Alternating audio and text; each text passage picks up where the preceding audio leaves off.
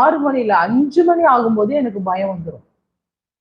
ஏன்னா கொஞ்சம் பொழுது விடிகிற மாதிரி இருந்தாவே கால் பண்ண ஆரம்பிச்சிருவாங்க கடன்காரவங்க எல்லாம். அப்போ கடன் பிரச்சனை இருக்கும்போது நிம்மதியான தூக்கம் இல்ல, நிம்மதியான சாப்பாடு இல்ல.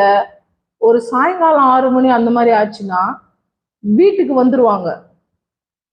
வீட்டுக்கு வந்து உப்பு போட்டு தானே சாப்பிடுறீங்க, உங்களுக்கு எல்லாம் வெக்கமா இல்லையா? கடனை கொடுக்காம இப்படி சாப்பிட்டு நிம்மதியா இருக்கிறீங்க, உங்களுக்கு எல்லாம் இறங்குமா அந்த சாப்பாடு? அப்படின்லாம் எங்க வாழ்க்கையில பல கேள்விகளை நாங்க கேட்டது உண்டு எங்க காதல. அப்படி கேட்கும்போது அந்த சாப்பிடுற சாப்பாடு கூட உள்ள இறங்காது. அநேக நேரங்கள்ல வீட்டுல இருந்துகிட்டே இல்ல அப்படின்னு என்னோட கணவர் சொல்லுவாங்க.